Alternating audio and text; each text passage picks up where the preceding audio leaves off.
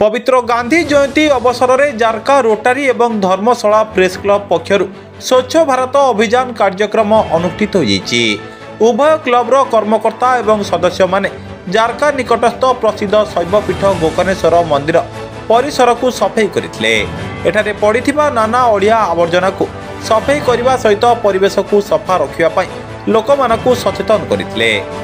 प्रत्येक वर्ष गांधी जयंती रे ଏହି ଅଭିଯାନ ଜାରି ରହିବ ବୋଲି ଉଭୟ ଅନୁଷ୍ଠାନର କର୍ମକର୍ତ୍ତା ସୂଚନା ଦେଇଛନ୍ତି। ବ୍ୟୁରୋ ରିପୋର୍ଟ ସୂର୍ଯ୍ୟାସ୍ତ ନ୍ୟୁଜ୍। ଆମର ଏଟା ପ୍ରତିବର୍ଷ ବିଗତ 3-4 ବର୍ଷ ଧରି ଆମେ Rotary club, inner wheel club ଏବଂ ପ୍ରେସ୍ କ୍ଲବ ଧର୍ମଶାଳାର ମିଳିତ ଆନୁକୂଲ୍ୟରେ କରିଅଛୁ।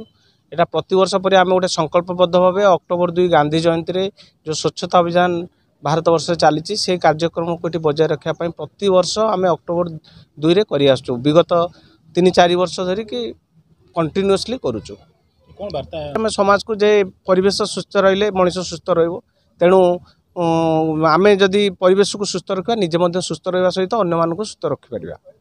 प्रतिवर्ष रोटारी क्लब इनर हुइल मिसिकी आसती एवं आम सागर सामिल हूँ प्रेस क्लब तरफ पवित्र गांधी जयंती अवसर में स्वच्छ भारत अभियान को सफल करने देखो बर्तमान आम सबू स्वच्छ नहेले किसी हे ना ये कथा आम परामर्श दे था।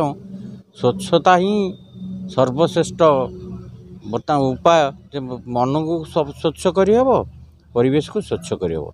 परिवेश स्वच्छ ना मन स्वच्छ के हम ना या आम समस्त पहुँचापी ये बार्ताटी पहुँचापी प्रतिवर्ष आम कर आज सकाल 7:15 आम समस्त पहुँचु और प्रतिवर्ष पर समस्ते ये अंचल जिते मंदिर गोकर्णेश्वर मंदिर परिसर रे एवं प्रभु गोकर्णेश्वर पीठर थी चारिकड़े जिते अलिया थिला सब आम सफा करचु।